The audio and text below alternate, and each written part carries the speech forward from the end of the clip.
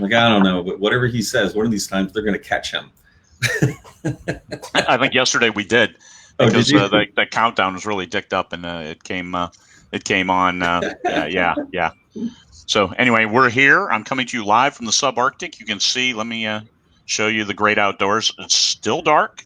There's still a lot of snow. We only got like 3 inches of snow, not the 6 predicted yesterday. So there was that. Only But 3. it's still dark. Only 3, but looks like we'll get another 12 to 18 this week. Good grief. Well, hasn't Alaska figured out it's spring? We're going into spring. It's March, Time man. has changed, man. May will be then we can get miffed if it snows. Oh, okay. and it may very well. We get snow in May all the time. So. I was a little bit miffed yesterday. I'm like, it's cold out here. What the hell? We walked over to a restaurant, that's serving. You can walk up and grab it. Takeaway. Yeah, takeaway and stuff. And I'm like, it's chilly. I don't know that I'm expecting it to be chilly toward the end of March we're in the desert. Was it 60s, 70? No, it's in the 40s and early mid 50s. Oh, geez. With a blowing wind. Yeah. It was 35 here yesterday. It was snowing, but it was still 35, but there a little bit of wind, so it wasn't bad outside at all. Oh, how convenient! It's football weather for you. Yeah. So what are sportscasters doing nowadays?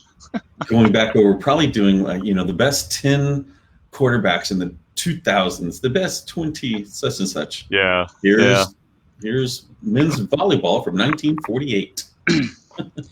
Yeah. I saw yesterday a video, a football announcer from the UK. He was just going to random spots and commenting. Oh yeah. He was watching 2 guys kicking a ball back and forth in a park, and he was commenting on their technique and railing on people. It was pretty funny. I got to comment. It's my life, man. I got to do the voice. Hey, for those that are jumping in with this, one of the things we hope to do is actually just answer some of your questions, because Craig didn't actually think that far ahead. He just said, hey. Michael's job. Michael's job to come up with. Okay, technically that's true. Damn it. Having a different guest speaker every day and still trying to get words. Thinking up topics for every day is makes it different, and it depends on who. We had Nora Phoenix on yesterday, and it was a great conversation. She had her 7 things highly successful authors do, and it was all good, really good stuff. Good conversation, because it's Nora.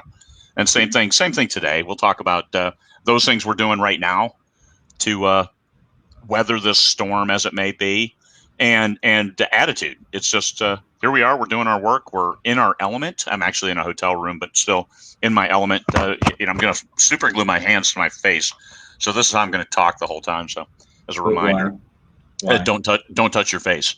So anyway, this will be me. So I don't leave my room. Anyway, we'll talk about those kinds of things. Take your mind off any other issues going on for today. Don't worry about that. You got books to write, right? Well, we do. And but one of the things that's interesting from a publisher perspective, which is where I have to, where I ended up, wasn't exactly where I intended to go, but it's certainly the destination that I ended up.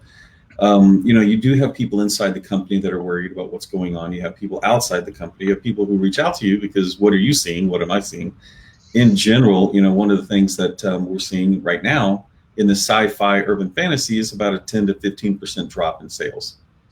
So just kind of, if people are curious, I think LMBPN, when I looked at it, it's probably about 12% is approximately where we are right now. And that's just, over what I would have expected at this time. So that's from the first week. We were doing better last week. Now, we didn't have as many book releases this week. So, there's some caveat to that right there. But in general, I would have suspected that, we would have gone a little bit lower in March, April, May, just because of schooling. Unfortunately, now it's happening because of what's going on outside right now. And I'm curious to know if anyone has any details on genre. Like, I'd be really curious, is romance going up, right? Because a lot of people, or is romance going down? And one of the concepts on the romance going down is the fact that the moms who'd be reading are now with their children all the time. So there's not as much time. So I'm kind of curious about that. We're going forward with all of our plans that we had in the first place, we're still looking at paperbacks. We're still communicating with Ingram Spark and dealing with potential opportunities there. So one person reached out to me last night. I didn't see it. I went to sleep. Jet lag is, it's been 90 days of my sleep is effed up. So, just from there, but we're still moving forward. I mean, one nice thing that we talked about is we know what money we're having coming in for the next couple of months. It's not like I need to worry about April sales. I already knew what April sales were because they were January or February sales. Yeah. So April revenue, and that's my sales are pretty consistent. I haven't seen a drop, but I had 2 major promotions, 2 new releases, and 2 omnibus editions released this month. So I should have seen a bump. So instead of a bump, I'm seeing a level series of sales. 2 of those titles were with LMBPN, of course. Terry Henry. That one's doing a lot better than I had suspected. That one's doing really well because we've done pushes before. It's holding a solid rank, and it actually has a book bub next week. Week after next on April 2nd. So we're good with that one, and I expect page reads will start picking up right around then. They already have. Which is great. I'm all over that. It'd be nice if I could see the data. Well, why don't you ever ask? That's I didn't. Okay, what no one understands is I reach out to Craig to talk to him. Hey, friend, how are you doing? He's like, I don't see the data. I'm like, motherfucker, you don't even call me ever. I did. Well, yeah. I can't handle rejection, and you're always on the phone, so I don't want to interrupt. But and I'm never my line, and I am never on the phone. So, but they good to see that the page reads on my free trader are up and have been up since February when I did the big 99 run. I'm holding $4.99, and we talked about that price change. Because I changed it as soon as the rank dropped to like 11,000, and I said, hey, I'm changing the price because I'm only getting 10, 11 sales a day, and I want to. And you're like, oh man, you're going to kill your momentum. Well, I'm happy to report 6 weeks later or 5 weeks later that I'm still maintaining the exact same number of sales now at $4.99 vice 99 cents, and my page reads are still up there, and my rank is comparable to what it was when I changed that book price. Oh, nice. Very good. That one, I think the magic words, if you can put complete on it, that really helps even out any kind of gyrations that you get trying to sell it. That get people interested in the series with Omnibus 1 when there are 2 or 3 more Omnibus editions after it. So that has panned out well. I'm still investing a fair bit of money, $60 every day on advertising it. But I get that money back by about 6 in the morning, and then the rest of the day is gravy. I appreciate everyone who's mentioning the stuff about the romances that they're going up. So that's really curious to me. And then we have one person who talked about the Christian reads were going a little bit down, trending down, but the sales on inexpensive series starters and box sets are trending up. I completely concur with that. We do good point. Maybe we should drop all the number ones to 99 cents just to make them available. And so there's just, there are options. You just have to keep working the business. But fortunately, we were prepared as indies because we work from home anyway. So I wanted to put out a press release. At least, okay, this is all in my mind. So let me clarify that this actually went to no one. This is completely It hasn't been done yet. No, even my logical side shot it down right there at the very end. But whenever Facebook and some of the Microsoft, and this is, remember, before the big scare. This is before the big governmental change of opinion. And they were sending everyone home. And I wanted to put out there that, LMBPN welcomes the great tech titans for using a business operations style that we've had in place since 2015. And then I thought, that's not going to fly. Hello, this is Apple. We'd like you to take that down. It's like, yes, absolutely. Not going to do that. So that's not the phone call I wish to get from any of those companies. No. I like getting phone calls from them to talk about Vegas 2020, and that's good. And we continue to have those conversations, and everybody's excited about it. I think everybody has is fully confident that this will be through its course, and we are perfectly fine. November is going to be a great time to unleash. Come to Vegas for an extended vacation and enjoy yourself. I bought my tickets to Vegas for October, actually, because got to go there and do the finalizations, final walkthroughs, and make sure everything. This is going to be far and away the most complex conference I will have ever run, on top of anything else. So that in and of itself, it's going to be a great show. We have a good relationship with Sam's Town. We'll be able to go through everything and finalize those details, as well as go work some details with the potential new place, which we were going to sign our contract next week, and I canceled that trip. So I canceled 3 trips in the last month, and we'll hopefully make it there in May to go sign that contract, do the final walkthrough, finalize some details, and then sign a contract that's equitable. And the numbers are looking really, really good, as in like $200 tickets still. That's my hope, and that's what I'm working toward. The rooms might be a little more expensive, but this is it's looking in the hotel. and right now, hey, it is a buyer's market. So as long as we're staying in touch and keeping things good on the front burner, we're going to have their attention, and I think we're going to win. And the reason I bought my ticket to Vegas in October, which also because of Judas Priest, baby, rocking the Priest, to finalize those details for the next 2 years, and the ticket was cheap. So look for those tickets. The schedule might change 12 times between now and then as they cancel flights, re-wicker flight, whatever. I don't care. I got my ticket. We'll adjust as necessary because it's going to Vegas. I mean, how can you miss?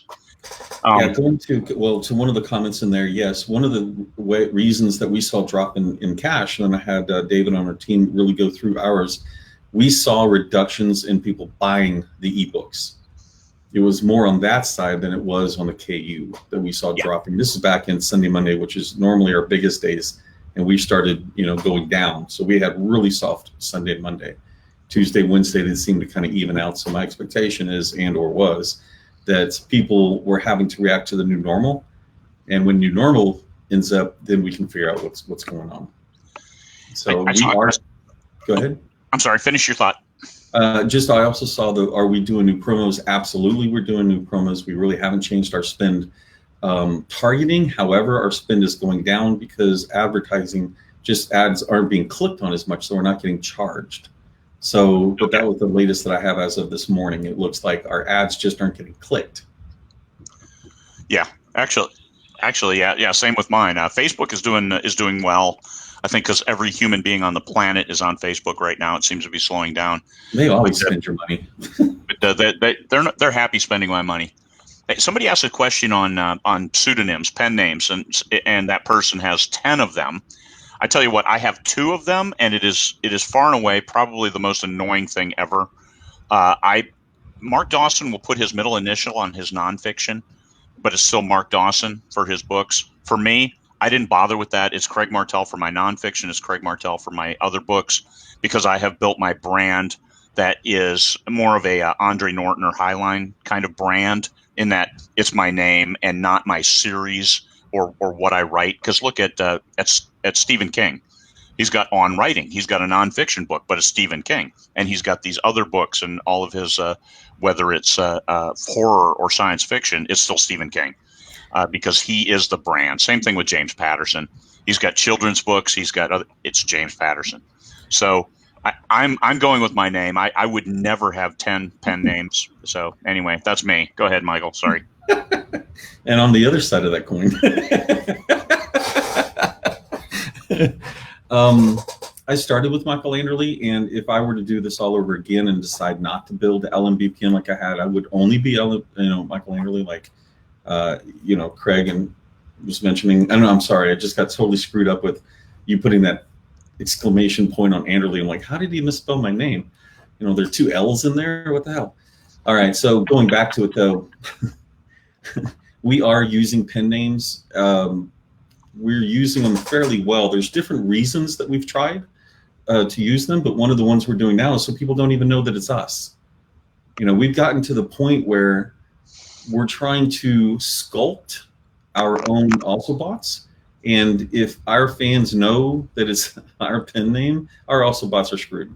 We can't get into other authors because of it. So we're actually having to now hide some of our books from our fans, and then yet we still end up in the also bots. And what that's showing me is, of course, our fans go and read other authors. You know, they're still doing that, and then we capture that too. So it's kind of like I liken it to some of the companies that whenever they sell widgets, let's say they sell extension cords, something pretty benign. They will actually build 3 companies to sell extension cords so that no matter which company, it's still them. And so from our standpoint, we didn't exactly do it for that reason. We did it because we needed to get different also bots. And whenever we put out something to our list, then the also bots are just us. We just own it. And so that was the reason we're testing it. It's brand new testing. We got our first little author, our little bitty tiny author, up to 4 figures in the first 30 days. So we were happy about that, because we can't do anything but what we know. We know how to advertise, but we can't use our list. We can't use any of that. And all of a sudden you're kind of back at, you know, in the beginning going, can we do it? Come on, you can do it. You can do it. And so let's find the fans. Let's find the fans the hard way. Yes. Yeah. The first time I was going to do this was a pen name called Michael Todd. And it's like Thursday before we release on, no, it was like Wednesday before we release on Friday. I'm like, how am I going to advertise this? How am I going to advertise it? I go, why am I not just advertising it to our people? We already have a fan base. Why am I doing this? So I chickened out 2 years ago. And then this time we're actually doing it. But it's developing a whole new persona. And with your company, you have enough people, you have enough entities to then drive that, because Judith Barron's has her own page, Martha Carr fans her own page, and those kinds of things that then take on a life of their own. Especially searching for those also bots in Space Opera. Sometimes I won't tell you. I'll tell you I have a release, but I won't promote it within the group. Yeah. Trying to get those first also bots from my fellow Space Opera peers up in the top 20 of the list. And those, when you get those, it really gives you a nice bump. So it is something worth trying. But I've also cultivated my list for Space Opera and my free trader. If you look at that, you'll see that the also bots are not all LMBPN. My other stuff, like be after Wednesday, motherfucker. yeah. Terry Henry is all LMBPN, and some of those we're gonna just start advertising your books. I like one person said, "What you just Michael Anderle writing as Craig Martell," and I'm like, you know what, that would be hilarious. Right, Craig Martell writing as Michael Anderle, not urban fantasy. So I just checking some of the comments. Yeah, so there are just different ways. We're testing it. We're looking at what's going on. I'm going to go do some stuff in 3D, virtual reality. Not right now. You're going to wait till the end of the interview, right? No. You know what? Where's my shit?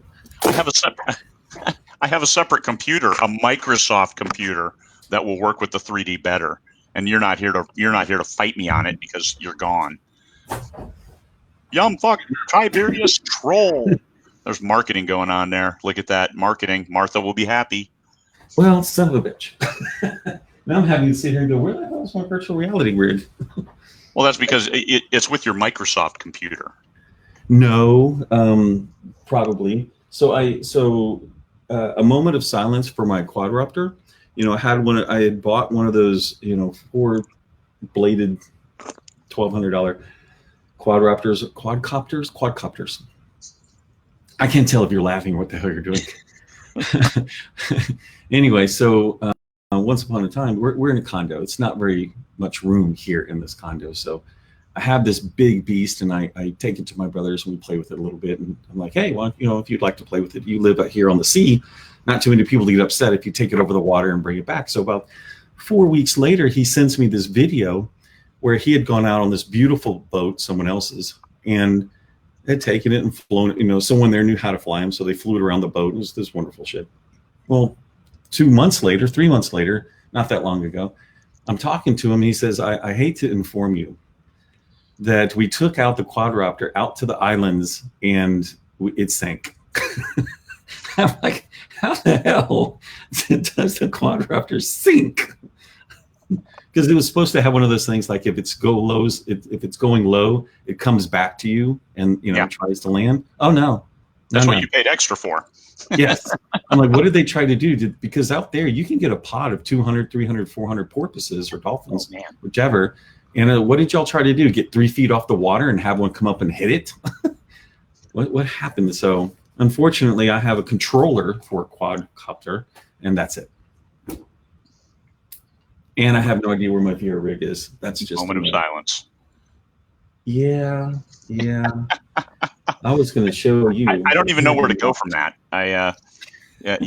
Don't give your brother your best toys.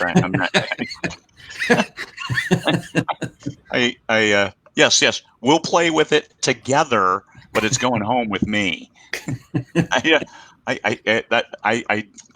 Anyway, you can make your own decisions. You're old enough. I'm sure this isn't the first time your brother has broken one of your toys, or vice versa. I mean, yeah, usually I never have he's always had the toys. He's always made more money. So you're the breaker. This is Turnabout, man. It's a lifetime Turnabout. Probably. I would have. Let's get off this subject. I can see this can go down a dark alley that I don't want to care to discuss. Yeah, we're here. We're talking about books. So I'm fairly flatlined when I should see a bump. It's okay. It's okay. I any chance to get new readers. So what are we doing right now? I'm exploring Goodreads. I'm working with Goodreads to try to validate whether it works or not.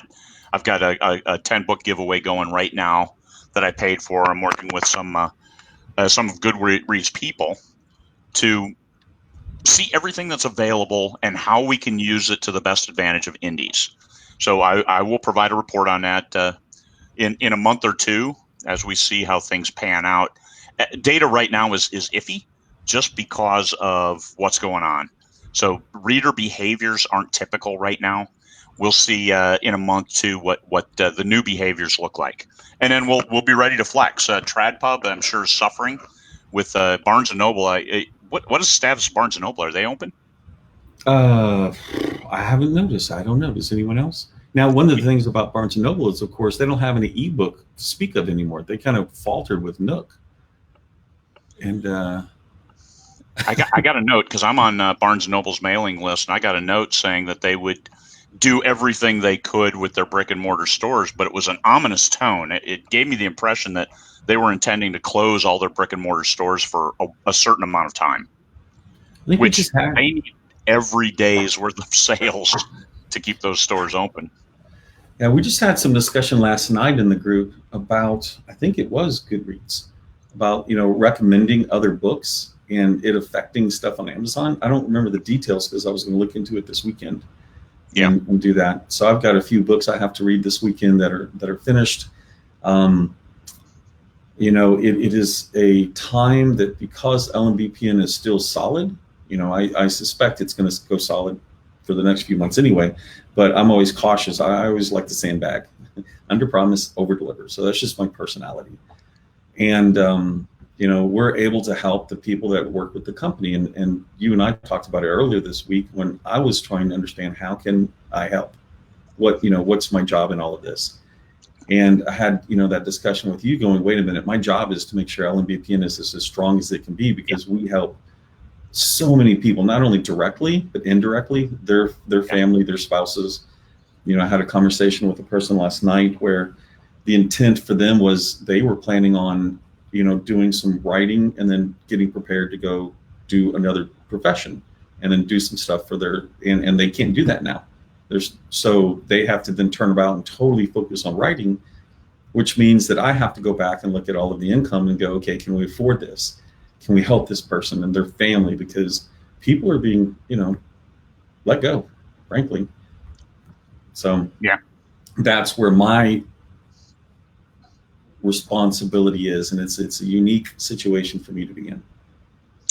Yes, you're in a position to help, and that's what I'm trying to do as well without cutting my own throat. Because now, my March revenue is good, so by the end of May, I'm going to get a nice payout. I'm going to get my normal payout. I'm not going to get the increase that I was shooting for, But in today's age, I'm good with status quo. So Yeah. I am so I'm set for April and May. March payday, April payday, May paydays are pretty much solid right now. So that puts us in a different position because we are getting paid every single month. And what are we doing with that money? How are we using it to the benefit of those who count on us, our family, Mm-hmm. our closest friends? And then how are we using it within an extended group, our 39,000 fans and friends, family and friends in 20 books to 50K. Yeah. So there are all kinds of options. So I'm looking at, I mean, we're doing a daily show here just to talk to things to help you with your business, load up the buffet as it may be, so you can pick and choose what might work for you, as well as we can do some anthologies and some other things. And but I don't want to be seen. I think the biggest problem right now is anybody who would be seen as profiteering during this. So I've dropped all my nonfiction books to 99 cents. Chris Fox has dropped all his to 99 cents. And I think we have a good groundswell of support of nonfiction authors who write for authors who've just dropped their books to 99 cents. And they're available. So and as well as available in KU. KU with the 2 free months. If you've never been in KU before and you only want to read a couple nonfiction books, it's free. So you can go read them. You don't even have to spend $1 if you don't want. And that's this puts people in a really good position. Amazon did a good thing. Amazon also, Audible for children. I think they made children's books free on Audible for the next 2 months. Did they? Yeah, correct me if I'm wrong. I'm sure somebody will say something about that. But Audible, yeah, coming through. Sales of children's books are way up. As people are looking to, hey, I've got to homeschool my kids and I don't have a clue. So how do you do it? Well, sales of children's books. And for those people who have children's books that are on KU, I would be hitting those Facebook ads hard on any mothers, on any homeschooling sites, anything where that market is hanging out right now, trying to find what do I do? Because I'm laid off from my day job, and now I got to homeschool my kids. So it makes you respect teachers. That's for sure. Yeah. Absolutely. Everyone comes out. We do not pay these people enough. So a couple of things. One, the whole submarine comment was hilarious. I thought that was great. Haley Lawson, which is one of our collaborators, her daughter did with Haley, Sienna, did a kid's book. And then so we reached out to Haley and said, hey, can we give away these children's books? It's the only ones we have. And so, we're taking those down and we're going to give those away and do what we can just from there. But the whole submarine comment was funny. The quadcopter on trying to go for Goodreads was hilarious as well. And I'm going to have to end up looking at that Mavic because I want to fly. And if it's something that I can do inside my room, because about 5 years ago, Judith gave me for Christmas one of the helicopters. It looked like a helicopter. Now, at the time, we were in a big house in Texas, and in Texas, everything's big, right? So we have this massive 2-story house where I had plenty of room to fly, and this copter was crap. And so you take it off, and it's like you barely touch it, and zoom, it's up 8 feet, it's down. So I tried playing around, and it took about 2 seconds for Judith to throw me outside into the backyard. And then it took me about 10 seconds to have my copter go in the neighbor's yard. So, Christmas Day, I'm having to go around and knock on the neighbor's door and say, I'm sorry, my copter's in your backyard. So then we just waited until Judith wasn't in the house before I played with it. So knowing that I don't have that much space anymore. Get the blimp. Get the flying blimp. It's soft. It bounces off. You're going to be much better off. A blimp for inside, a quadcopter for outside. Blimp. No, I remember seeing the Mavic. I think it's only like that big or something with a camera on it. And I'm like, it's not like this is a big room. But yeah, so I'm gonna have to play with my Facebook. What is that thing? What is the VR headset that Facebook? The Oculus, I think you have. Yes, I have the Quest. So I have an all-in-one unit that has no wires. At least I perceive I have the all-in-one unit. I actually don't know where it is. It used to have an all-in-one unit. I might still have. Pretty sure we brought it back from London. Otherwise, fuck. And that's probably going to be the picture that Facebook grabs for the screenshot, is me going, ah. Yeah, and somebody in London saying, "Wow, man, this is cool in 3D." I have pictures of my dad doing it where you see him with his goggles around. My dad's like 70, and the goggles around his head and the little controllers, and he's just doing this in the middle, of the air. Oh, these things are hilarious. Wait till I get you to wear it. And Well, and the reason Michael is test bedding this is for LMBPN meetings. Yeah. Because what you can do is you can have a virtual conference room, and you can have multiple screens. You can have like 10 screens. So I can show my screen at the same time Michael is showing his screen of various things, and you can just look at what you want to look at. The potential is incredible as long as you got bandwidth. But since the internet is cranking way down because of people using Oculus for their conference calls, yeah. But that was the reason for purchasing it, yes. And the software wasn't quite, and the hardware wasn't quite there for us to continue pushing it. But yes, we were actually looking at it last year as a way for us to be separately together. So Steve in Florida, Craig in Alaska, Lynn south of me somewhere, Arizona, that if we wanted to have a conference, the four of us could effectively be in this conference room where, drawing on the whiteboard and everything. That's my goal. Hey. Mm-hmm. Talking about conferences, my favorite topic. Of course, you're going to roll your eyes. There's a couple people who are coming up to the resort where I am right now on a writing retreat. They're from Alaska, mm-hmm. and they are in 20 books, mm-hmm. and in April. And so we're going to test bed a mini 20 books Alaska retreat, or a Craig Martell workshop. Sure that's called Pico. You got mini, then you got micro, then you got Pico or Pico. This is I'm pretty sure it's Pico. Yeah, it's the nano conference. Yes. But we're going to test bed it and see how we can do it. So anyway, at the end of April, nobody come to Alaska at the end of April. We'll have anywhere from 2 to 5 people is all unconference in a nano conference as a test bed. So I hope that it turns out that we show that it's viable, that it works well, that we get the support. Right now, this conference center, it's a hotel and conference. All their conferences are canceled. There's nobody staying here. So I think if I said, "Hey, I'd like to do," they'd be like, "Yeah, whatever. Give us money, any money. $5? That sounds good. And $5 better than no bucks." So, yeah. So we'll see. I keep going off topic. Yeah. We're back at books. During this downturn, what are some of the genres that you talk to a lot of people? I do not. Yes. So I mention that all the time, but for the new ones, I do not actually talk to a lot of people. And so genre-wise, what are you hearing out there? I'm seeing nonfiction stepping up. The children's books, both print and ebook, are taking off like Titan rockets.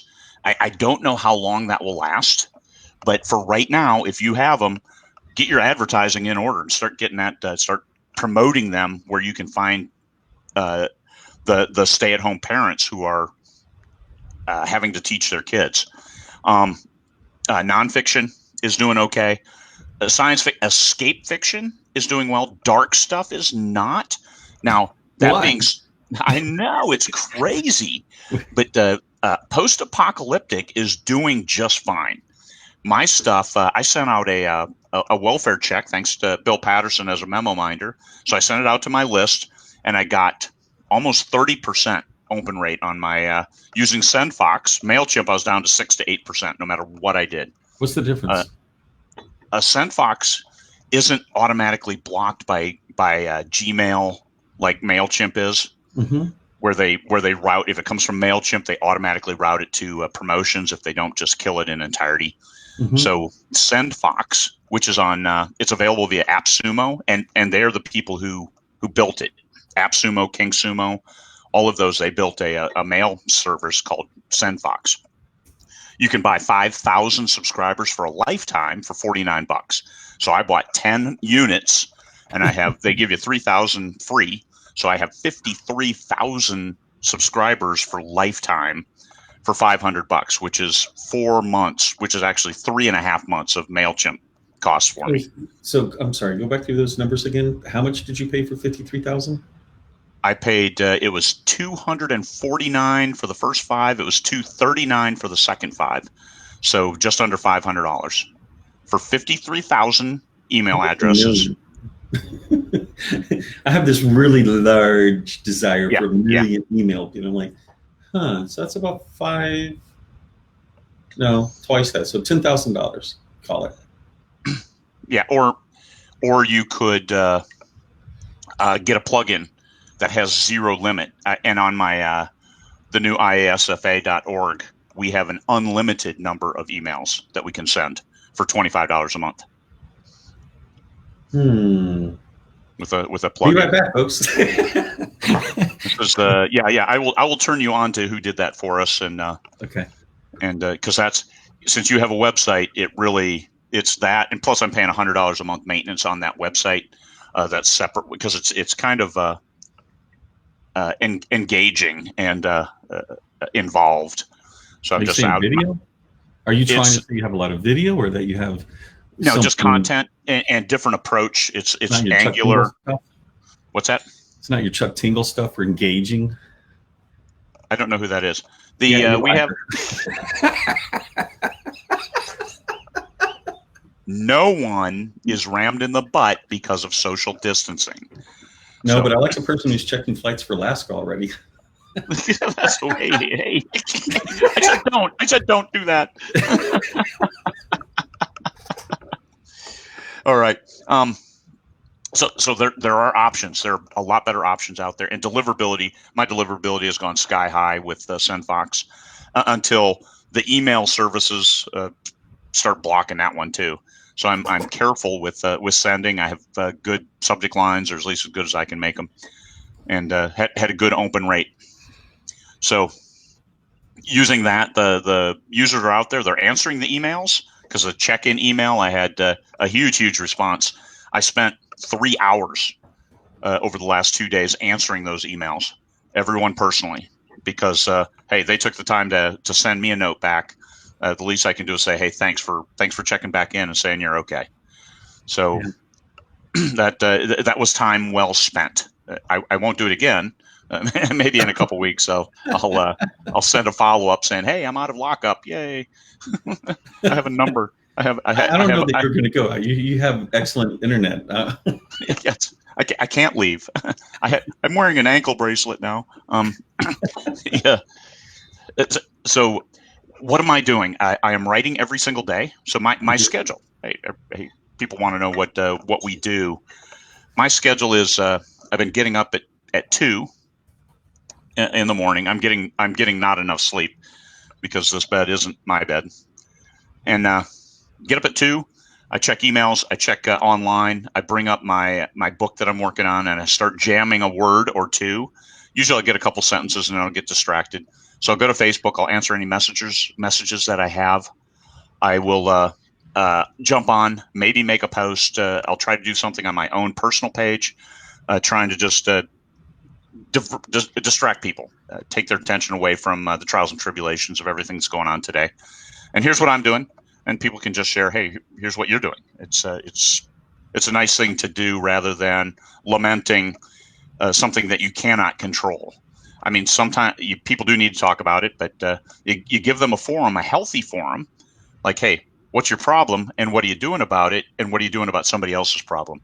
It takes your mind off my own personal suffering. I'm in a hotel, for Pete's sake, but I have a really cool chair because I brought it from my own home.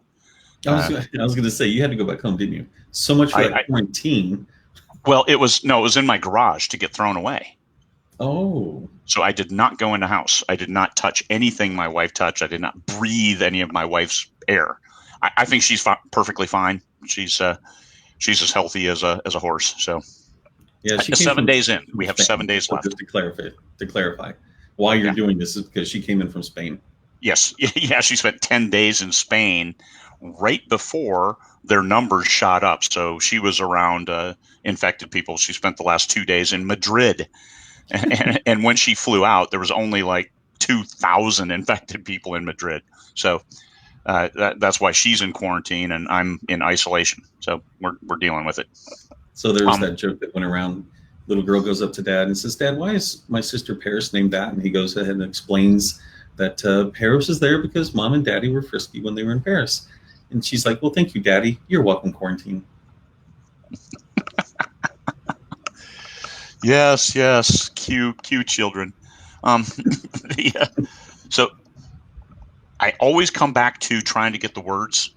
So I keep that up on my other screen. I have two screens. Even when I travel, I can have two screens for spreadsheet work, bouncing back and forth and other things. I carry on an awful lot of conversations nowadays. So Messenger, email, and a lot of those things, I spend an inordinate amount of time on the phone as well. My brother's been calling me about every day, sometimes twice. I called my parents yesterday, and usually I only talk to them when my dad calls, but I called them out of the blue, and Dad was kind of miffed. So it's like, hey, okay, Dad, reinforce. I don't call you. You call me when you're in good mood. And you can talk to me. So so there was Dad. He's still working. He's still doing taxes. He's one of those people. He's 83, and he's in denial. He's like, I have to go to this park and do their taxes. And I'm like, Dad, you probably shouldn't. He's like, whatever. They got to do their taxes. Okay, Dad. But they have now extended that, so it's not just a diversion. It's not just you don't have to pay. If you owe any money, you actually don't have to file for 3 months. They they extended that yesterday. So it's now, so nice. You file, you don't delay. Why did it take them the year that I might actually get my stuff together is the year we don't have to get it done on time? This is bullshit. No, you don't delay. You do your taxes because mine are done and submitted and accepted, and I should be getting my refund. Okay, you're the person who sits at the front of the class. Let's just lay that down. Any day now, and you know what? I'm paying my estimate on April 15th. I'm not delaying that shit either, because like I said, my revenue is same this year. So yeah, if you don't know what your revenue is going to be over the next 3-6 months. Then I would delay. I would shepherd that cash and pay later if you owe taxes. If you don't, get them done now and get your refund. So that's money, your money. So hang on to it until the last minute because you might need the cash. You never know. Yeah. Especially if you're in that situation, it's like, hey, I'm not going to drain the savings to pay this tax bill right now because there's too many unknowns. So this is a nice option for the U.S. citizens. Delay if you owe. And hang on to that money. Try not to spend it because you're gonna pay. This is the U.S. again, and you're gonna pay your taxes. So be ready to do that. And so after a lot of conversations, and I try to get down to it, I've been doing a live show every day. So I asked a couple people, hey, would you be interested in doing the show Tuesday and Wednesday? So I've got most of next week locked up. So I've got Thursday, Friday, and Saturday. That I'll hunt down a couple people for guests, and we'll at least through Saturday because then I turn in the hotel room and we'll see because this burns up a lot of bandwidth from my home internet, and we'll see if we can get that extended during this time. Otherwise, I might have to keep renting a room here as an office, but that's not quite self-isolation. If I come into town every day and come to the office, which is the hotel. They might be willing, though, because I was going to offer them a 1-month contract for getting a room here. So I could have hot water, unlimited hot water, and internet. I was going to say, so where do you, I'm sorry, folks. I really do apologize because we probably could speak a whole lot about the book business and everything like that. But part of it is I talk to so many people. I really do not remember who I said what to. So if you have questions, I'm more than happy. Oh, one thing I can say, only because I saw his name show up over here, was LMBPN during the time the London Book Fair would have been in existence, but LMBPN signed Dakota Kraut and for the German translation to the Completionist Chronicles. So woot us. Yeah, that's a big win because first, wildly popular books, and in a market that is hungry for them. Yes. So that's going to be a double win. I think you're going to see some really big numbers. Yeah. So, that is one thing we can talk about. I looked at it yesterday and, what were we coming down off of with March, with everything that's going on? And we're probably going to lose, like I said, 11 to 15%. But if you take into account the income from our German success that we've seen to date versus last year, we will have just made all of that back up because we're in Germany. So just be aware of that these are things that you can put in place. These are things you can start doing and working on. There are AIs that are very good, and you don't actually need a translator. What you need is an editor. So you go through the AI, you get it translated, and then the editor and the editing team behind that actually goes through and makes sure it's correct. And they'll have to fix a few things, but in general, it works a lot more effectively, and it's something we've been doing since last year. So just FYI. Cool. Yeah, we don't care if somebody owes more than $1 million in taxes. Pay your debt to humanity. That doesn't apply to anybody in here. I mean, we have 7-figure authors, but you better not be owing $1 million in taxes when you're doing something wrong. Definitely. No, my CPA definitely asked me this, like, oh, did you want to push back on paying our monthly taxes? I'm like, no. At the moment, not a problem. Yeah. So I don't want to. I've had too many years where we come to the end of it, and it's okay, now you owe 150 grand. I'm like, gosh, damn it. I'd like to be that measly, like this most recent, we were much smaller, but it would not hurt my feelings to go, yeah, here's your 4-figure tax bill. Yay. Well, we still owe, but no, I mean, the goal for me is never to necessarily be owed money back, because that's just a loan to the government with no interest. So our goal is to be as close to that number and yet still owe a little bit of money. Yeah, I got 10 grand back because of a little overpayment, but I overestimated my sales for last year, because I was planning on 500,000 in sales with clearing about 200, and I only had 342 last year. Now, not being a dick. I mean, it's just with that much difference, that's why I got money back, because I thought I was underpaying by a little bit, and I'd pay a little bit extra at the end, but it didn't pan out. I didn't get the sales that I was thinking I would get. So that's interesting, because that's one thing you do that I don't. Right? I don't shoot for a particular number. I just said I estimate, and every month we try to beat last month. Sometimes we do, sometimes we don't. But that's just kind of my mentality for it. And then just constantly going. This is fun. Let's just kind of leave it there. This isn't work to me. This is fun, of which, and sometimes the fun requires work. Yeah. Anybody get that every day? Check your activity rings. You can still make it. It tells me that in the morning, afternoon, and evening. No, I can't make it. I'm not going to make it. I've done sit-ups. How are you doing with your health? I get asked everywhere I go, all over the damn world, how's Craig? Well, I'm fine, thank you. And Craig is. So how are you, Craig? I've done sit-ups the last 2 days, and they weren't pretty either day, but they were better today than yesterday. Anyway, my heart is still not working right. So it has a tendency to skip beats and way more than is comfortable. It doesn't race like it used to. They took care of that. So it doesn't get up to 180, but it'll get up to 120 and stay there for an uncomfortable amount of time when I'm not doing anything to earn 120. So I have to take it very easy. Yesterday I went around for a walk. It took I slipped, and that instantly made my heart skip a beat. And that's not good. I didn't fall, but just slipped, just that little thing, the unknown. So jumping out and yelling "boo" at me could very well kill me. I mean, and I'm serious about that. I'm like, this is how fragile my heart is beating right now. So self-isolation and casual walks are perfectly fine, but there's only a certain amount of running up the engine as I can handle. Otherwise, it starts beating kind of off kilter. So two things. Go ahead. No, finish. And my breathing is just same old. Initially, I thought it was better, but I think that's because they pumped me full of so much oxygen. I was super oxygenated and happy as can be. And so I've been using my oxygen generator at home more, and that helps.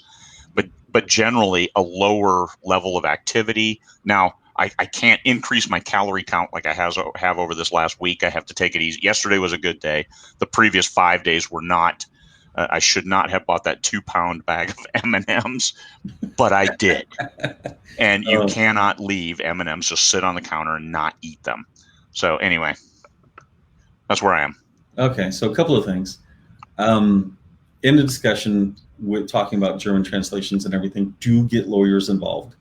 because the rights and everything are differ by country by country. In fact, even if you go to Germany, which is what I was talking about earlier, I've mentioned to Code actually, that depending on whether or not you use a person inside Germany for translation or a German person who lives outside Germany, I think there's a difference there as well. And so you want to be aware. So if you're going to do these things, make sure you understand what's going on if you have to talk to people. So my recommendation is talk to an appropriate lawyer. And then, not relevant to anything else that we might have talked about, who gets your backlist if you pass away? Boo! Damn, it didn't work. I'm like a rock. As long as you don't scare me. Let me see, archive that notice. Happy birthday, Dakota Kraut. Well, congratulations. He's like yeah, I know it was last week. There's all different kinds. I miss birthday notices all the time. I actually don't do them anymore, even for my own family. So I'm almost an outcast. Thank God I'm a successful author, so they do claim me. But otherwise, yeah. Birthday notices are like one of the last things I ever do. I'm so late. I haven't even sent thank you cards for Christmas yet, and I have a list of who I need to send them to. I suck. Yeah. But I appreciate the people who recognized my joke earlier, even when you were caught off guard. It was dark humor. Well, yeah, the dark humor. What else are we doing right now? I mean, the thing is, you can't sell a book you don't write. So content. I know you're doing a lot of beats. You're doing author notes. You're doing a lot of things to keep the engine running. So we're having a couple of different things that we're encountering that you might encounter as you get bigger. We're now having to divide our publishing calendar by genre. We noticed this latest time that we had 5 books going out, of which 2 of them were major books, meaning that they're bigger than 100K. And we realized 4 of them were urban fantasy. 1 of them was fantasy. And we just kind of hit ourselves upside the head going, really? We just hit the same people 4 times. And so we started moving them around and breaking them up, and realizing that our calendars are going to have to be based on not only genres, but size, because your list can only read so much. And while we're all trying to get new readers, just recognize how much your list can actually read at any one time and be cognizant of that. So we're having to go find calendar software. And I think we're going to look at TeamUp or something like that to find out whether or not when our publishing calendar, we can start attributing what genre is this? How big is this? Who's the author? Or whatever that we want to do, so that we can start looking at it during ops and go, wait a minute, we overpacked this week with this genre. Or this particular person, like I mentioned before, someone not associated with LMBPN, we can spam that person 4 times in 1 month. It doesn't matter, because once again, they're not part of our normal marketing. So they're just new things that we have to think about as we've gotten as big as we are. Okay. Is there anything you want to talk about in regards to your efforts to find new readers? Well, we're constantly looking around. We're really cognizant this latest week on how well are AMS ads doing. If people aren't shopping on on Amazon, well, that's going to go down. And that's what the first review, that seems to be what's going on. Facebook, we're certainly going to try to do more, but I'm also cognizant that Facebook, well, if you say $10, they're going to do $10. It could be $10, 10 people at $1 a click, or it could be 100 people at 10 cents a click. They will spend your money. Yeah. But we're still looking at that. BookBub, there seems to be some things related to the AlsoBots that we're doing. We have an ongoing effort with Publishers Weekly. And I know that we did it, and Mike Ray of Wolfpack did it. In fact, Dakota Kraut is doing it as well. And we connected with Publishers Weekly and said, hey, here's our pitch, because Publishers Weekly hadn't had anyone like us, like indie publishers. And so my pitch to them was, I will budget this amount with you every single month. I want libraries. I don't know how to get to libraries. You guys are library friendly, and that's who you focus on. And so they are effectively consulting with us to figure it out. And my goal is that in Vegas, Publishers Weekly will be able to say, we did this with LMBPN, and this is what they accomplished. This is how we ended up doing it. And so, we budgeted over 24 months a significant sum of money to figure this out. We had our conversation with Kevin from Publishers Weekly 2 days ago. He was going to have it here, obviously not now, and it was a good meeting. I'm really pleased with the status of where we're going. We have a list of 1,000 librarian emails now. What we're doing with it, we're still trying to figure out, because once again, completely new to us. Our cost per acquisition, Craig, you can go to the business side of this, but when you're trying to capture readers, that's one cost. It's relatively benign, 42 cents a click, whatever the number is. Yeah, whatever. Librarians, on the other hand, you should expect it to cost you more.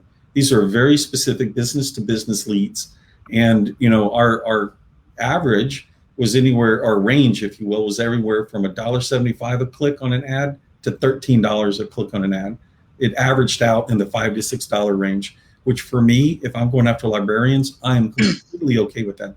Now I want to move it down, but as a starting point, it wasn't $200 a click. Yeah. So I'm really pleased so far with our early results from Publishers Weekly. Well, because it's B2B. If you sell a library, LMBPN has 600 books. So it's a single sale on a B2B sale is far different than bringing a new reader on board. Yes. So 42 cents. I think Mark Dawson is good with 50 cents or less per new reader per email when doing. You're saying 10 times that or 11 times that for a librarian? Just the contact. So now, it's early cost of entry, but still good. Yeah. Yes, it's a good number. Figures to a monthly to get started on that, but for us, mind you, not for everybody else. But there's a lot of really good things. So 3 of us have made an effort, and we're starting to see the results of that after about 3 months of effort with them. So really pleased about that. I think that we're going to have a lot to be able to discuss. I think Publishers Weekly has a lot to offer. And Craig, you put up on the 20 Books link group the fact that they're giving away the digital right now. They're just, if you want to sign up, you can get it. Yeah. So. Yeah. And that was because of your contact, because Publishers Weekly. I mean, they came to 20 Books Vegas last year. They're coming this year. Yeah. It is a great relationship that, being a 20 Books member, you have access to. In that regard, come on to Vegas, and if you got a ticket, we're kind of sold out. Way to keep doing that, Craig. But as we expand next year, because we're going to have more industry, we already have the same number of industry people signed up as we did last year, without all the extra people. So we'll probably have almost double the number of industry folks, industry professionals like Publishers Weekly. Apple is bringing 2 to 3 people. Amazon is bringing at least 14. I think they're going to bring a small army and have a lot of people on Monday, Industry Day, and then they'll have 12 to 14 the rest of the week. It's going to be, and these are the things that Michael Anderle is doing through his business and trying to build his business, because this is what we do. We sell our fiction. That's where we make our money. 20 books to 50K is just, we give back because we believe it's the right thing to do, and for us. So everybody wins. Like what I'm doing with Goodreads, that's trying to find more readers, significantly more readers. I want 100,000. You want 1 million. You want 1 million email addresses. Mm-hmm. I want 100,000 readers because I want to launch a book and sell 100,000 copies. And that's I believe that's eminently possible, because you just got to reach them. Once you reach that critical mass, how do you keep that ball rolling? And we're learning some great lessons with our complete omnibus sales, because you get the series done now complete. Now you're addressing certain readers and you're bringing them on board. Hey, I like this style. I'm going to read a series that's ongoing, because people may have waited for all of Battlestar Galactica, the new one, for that first season to finish before watching all the ones. But then when the second season came on, they were watching each episode as they came. They didn't say, well, I'm just going to wait a whole year and I'll binge the second season. No, they watched it because they were sold. And that's the methodology we're looking at for the complete box sets. Bring them on board, get them liking you as an author. And this goes back to my point on pen names. Once you have sold yourself as the brand, exploit that. I mean, there's only one of me. I am doing as much as I can possibly do. So 2 pen names, trying to manage those and connect with those readers differently. It just wasn't working.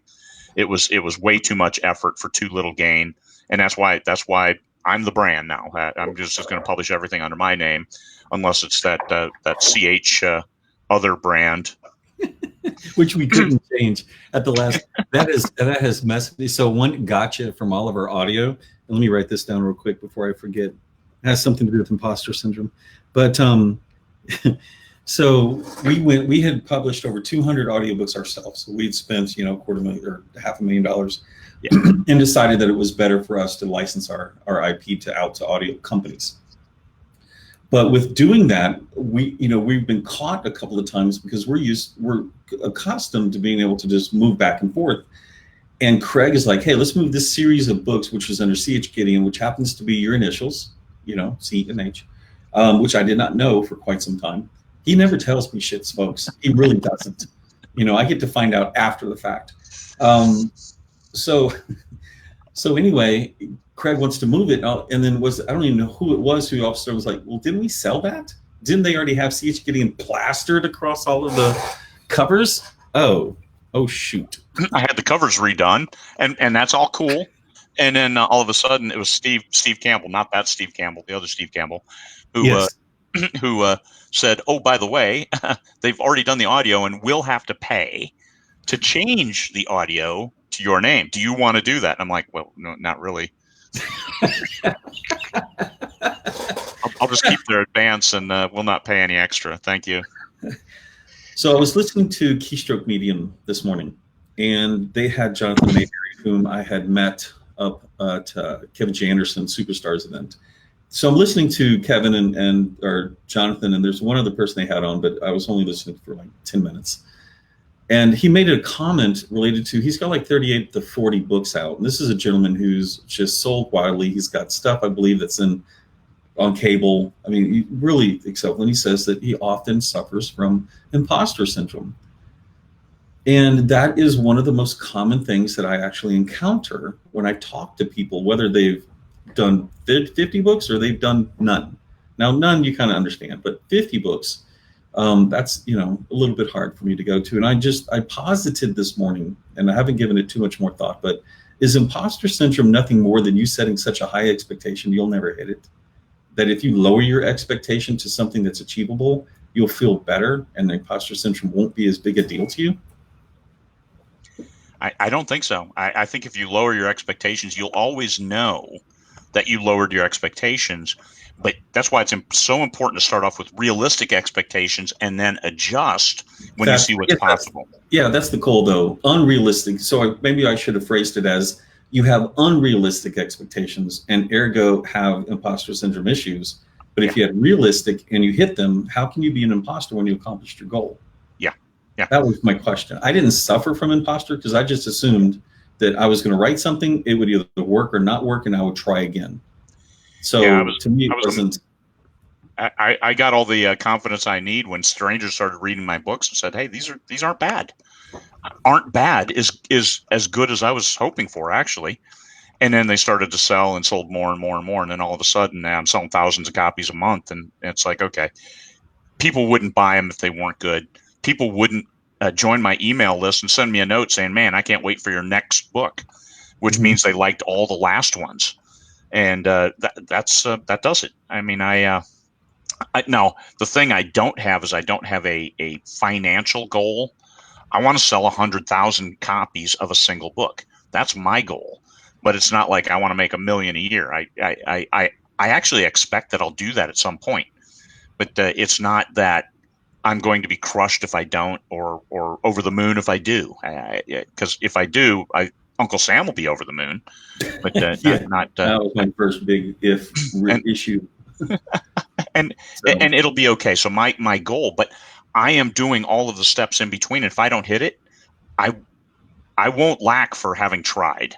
So a realistic goal is I just want to do a little better this month than I did last month, and the big goal is 100,000 copies of a single book, and I keep going.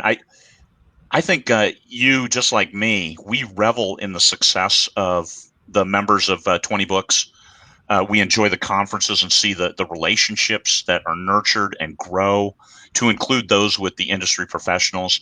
Mm-hmm. And that provides me with a lot of energy for the whole year.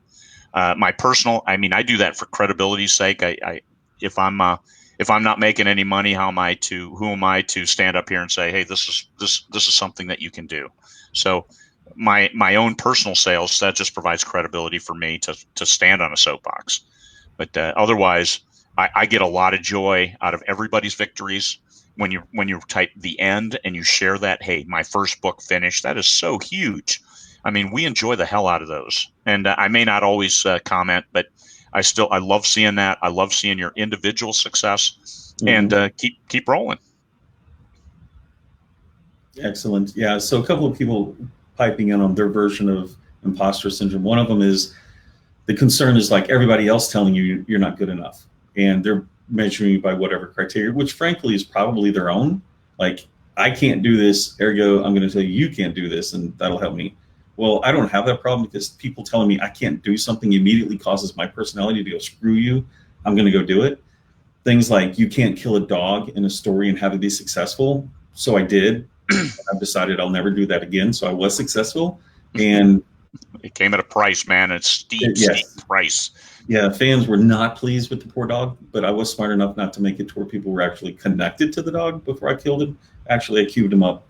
And, killing a love interest wasn't the brightest idea in the world that I've ever done. But the price was 10% of sales loss from book 15. Over book. Well, you normally got 5, but this one was like, yeah. They eventually kind of maybe came back. Somebody asked a question: do either one of you write your books with a TV series or movie adaptation in mind? Absolutely. That's the Dark Landing series. We called them episodes and serials.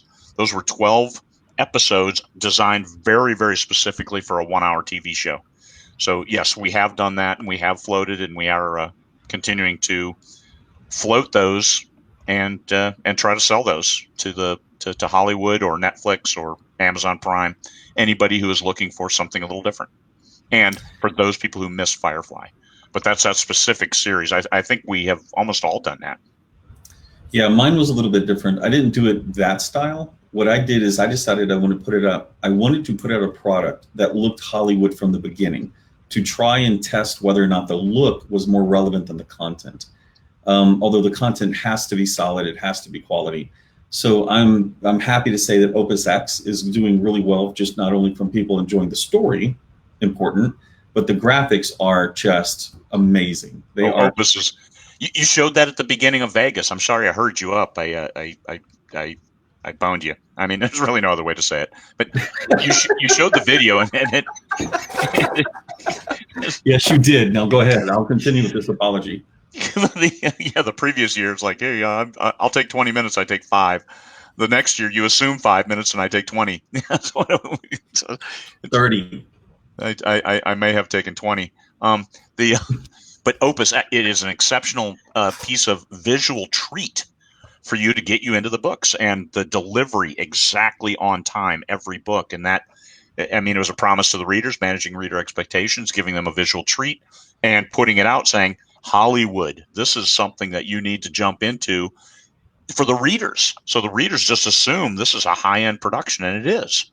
So there's nothing wrong with putting a face on it that says this is as good as anything anybody else is putting out. And it sold. I mean, it sold the audio rights just by the sheer graphics alone. We had nothing but concepts when those audio rights were sold. And there was a relationship, so that helped a whole lot. But that was pretty amazing. So, I mean, I see another comment about the imposter syndrome. I would think, Craig, that would probably be a great single point of discussion, because I have seen that mess with people so much. And it's probably when I talk to people, you will find me to get irritated and want to squash a person's imposter syndrome right there. I did it in London with a person who doesn't have a book out, but I've read her first words. She has quality capability, And I'm like, you don't have to screw with this. Don't screw with this. It's not relevant to what you're doing. So just don't even waste your effing time. Oh my God, I can see it already. I'm still getting pissed off. You're still torqued about it. I am, because the person, and in this case, there was a benefit. This person knew me. She's known me for a couple of years, but also, I tend to think of it as like, hey, I know you, you know me, we're friends. We go to, wherever, Chinese food. I don't think of it from the standpoint that some people see me as Michael Anderle, right? Yeah. So when I talk to people, I don't have that concept in mind, even though now I'm more cognizant of it. But this person admitted, she goes, one thing, because there were, even at 20 Books in Vegas, there were people that she could tell was talking down to her. And I'm like, I don't do that. No. The other part was, she's like, okay, there's two things. One, Mike, you don't have to be telling me that this is good. There's no reason for it, but you are Michael Anderle. You've seen hundreds of books, almost 700 books, that we alone have published, plus how many thousands I've ever read in my lifetime.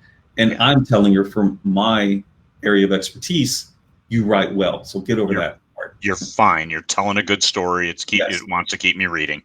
And you have to get that input from strangers. You have to, because you're the absolute worst judge of your own book. And that's, thank God I published my first book, which mistitled the It's Not Enough to Just Exist, because otherwise I wouldn't be where I am today. Because it was a good story, but it was edited poorly, and it had the wrong title and cover. Cover I did myself, which was quite awesome, by the way. Is that the one where you're like looking from it's a side view of your contemplative? Yes. Yes. Oh, yeah, that was one. God. Love you, man. Years later, you and I are going to be sitting there in the veranda in Cabo going, you remember that book cover? God, that was awful. You know what? While my wife was in Spain, I was cleaning up my garage, because there was, that's what I do when I get bored. And I found some original covers, some copies. I'll send you one. A paperback with the original cover. When I'm cover. in Cabo, sign it, and I will put it up on, because that honestly is a component of my life. That cover, talking to you about that book cover, is something that marks the relationship I have with you. I hate to say it, but the other two covers too, Free Trader 1 and 2, that you looked at those and you're appalled and shocked and surprised you didn't have. I have those as well. So I'm going to give you the complete set of what we call suck covers. That's what I called them. I like the person that says one-on-one new conference session, one-on-one squashing of imposter syndrome. I'm like, fine, but I'm not the one doing all the squashing. Squashing. Yeah, it's got to be you. You have to embrace, you personally, you as the author need to embrace that, hey, you're going to have questions. You're going to have doubts. Everybody does. Otherwise, I mean, how arrogant would you be to say, I have no doubts that all my stuff is going to be great? I mean, come on now. I mean, yeah. I mean, you have to know that it's good. And I have the insider team to keep me straight, for readers that will read what I send them. And they'll let me know, hey, it's on track. Hey, I don't understand this section. And yeah, I get miffed right away. And it's like, okay, we work through it. And then it's better. So I need people to double check me. Everybody does. And sometimes that's strangers. You just put it out there and they read it and give you a review and whatever. I mean, I don't know. And that goes by personality, by the way. I meet so many people who are similar to me now, which is you immediately argue if you don't, the sky is blue. Fuck you. The sky's not blue. The actual blue is more of a green. That's the problem with people today. It's gray.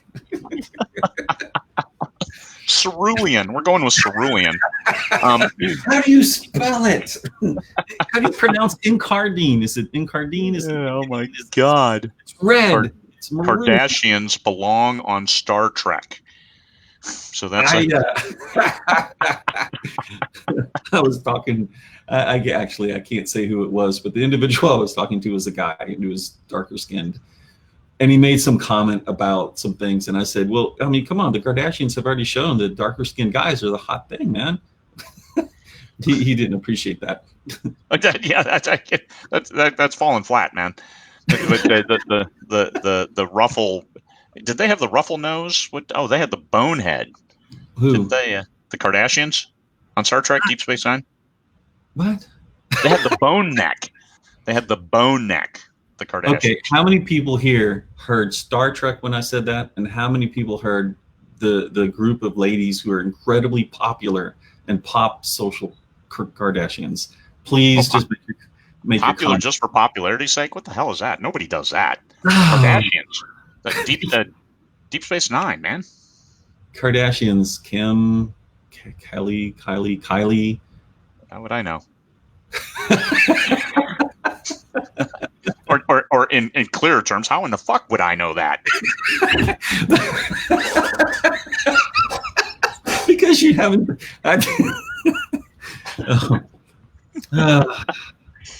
Gold Dukat. Hell yeah. What a jerk. That guy was a jerk. Yeah. The mega models, Star Trek. They tortured Picard. Spoon nose. Oh my God. I cannot believe. Of course, I know nothing about the Star Trek version of this because. Oh my God. You're dead to me.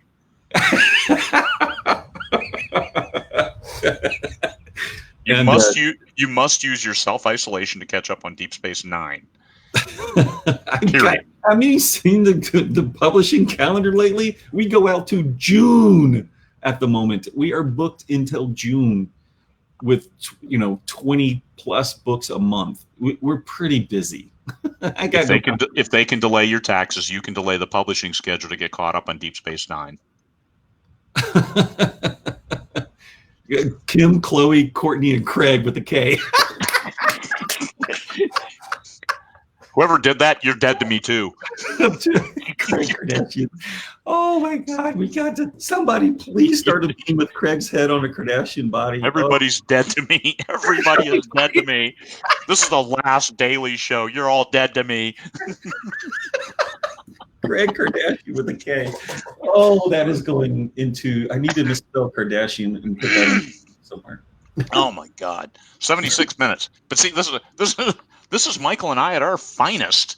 I think we've actually told you nothing. I think today, we've had a couple.